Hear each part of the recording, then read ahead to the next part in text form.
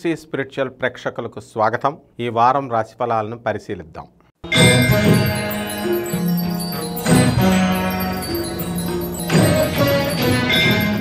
మిథున రాశి.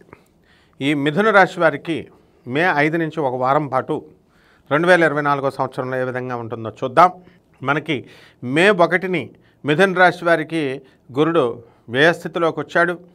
మరి ఆ విధంగా మీరంతా కూడా పుణ్యక్షేత్రాలకు వెళ్ళడము, మరి మీ పుట్టింటి వాళ్ళ ఇళ్ళకి వెళ్ళడము, వెళ్ళి ఈ విధంగా ధన ఖర్చు అనేటటువంటిది కనబడుతుంది. మీ కుటుంబం కోసం, మీ ప్రయోజనాల కోసం మీరు ఖర్చు పెట్టుకుంటారు. మరి లాభంలో ఉండినటువంటి రవి శుక్రగ్రహ ప్రభావాల వలన మీరు స్త్రీలతో విరోధం రావడానికి అవకాశాలు ఉంటాయి. కానీ తద్వారా మీ పుట్టింటి వాళ్ళు, మీ భార్య తరపు, మీ అత్తగారింటి తరపు వాళ్ళ దగ్గర నుంచి లాభాలు రావడానికి అవకాశాలు ఉన్నాయి.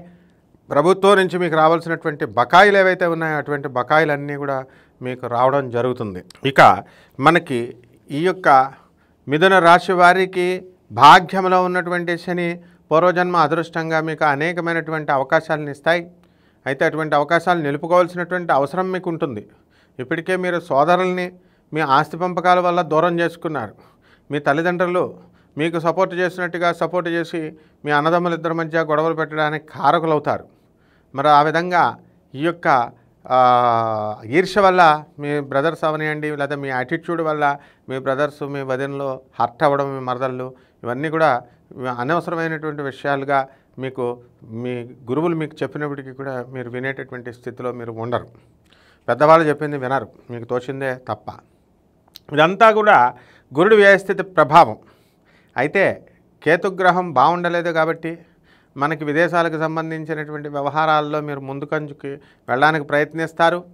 మరి కొంతమంది ఫారిన్ టూర్స్ వెళ్ళి ధన ఖర్చు పెట్టుకొని వస్తారు. మరి ఫారిన్ మోజులో మేము ఫారిన్ వెళ్ళాలి, మేము ఫారిన్లో ఉద్యోగాలు చేసుకునే వాళ్ళని మేము చేసుకుందాం అనుకున్నాం అని చెప్పి వెళ్ళినటువంటి వాళ్ళు అక్కడ లాభం పొందకుండా మళ్ళీ తిరిగి రావడం అనేటటువంటిది జరుగుతుంది. భంగపాటు తప్పదు. అదేవిధంగా బంధుమిత్రుల వినోద కార్యక్రమాలలో మీరు పాల్గొనడం జరుగుతుంది. చుట్టాలు వీళ్ళతో అందరితో కూడా చక్కగా హ్యాపీగా టూర్లు వెళతారు. మరి ఇక స్థలాలు కొనాలని, మీరు ప్రాపర్టీస్ కొనాలని తెగ ప్రయత్నిస్తుంటారు కాబట్టి అవన్నీ కూడా మీ భర్త వల్ల అవి సక్సెస్ కావు. ఈ యొక్క నిర్ణయాలు అనేటటువంటివి స్పాంటేనియస్గా తీసుకోవాలి అనేటటువంటి ఇది మీరు ఎంత చెప్పినప్పటికీ కూడా మీ భర్త వినరు. అలాగే ఈ యొక్క విద్యార్థులు దగ్గరకు వచ్చేసరికి విపరీతంగా చదవాలి, చదవకపోతే వీళ్ళు పాస్ అవ్వడానికి అవకాశాలు చాలా తక్కువగా ఉంటాయన్నమాట.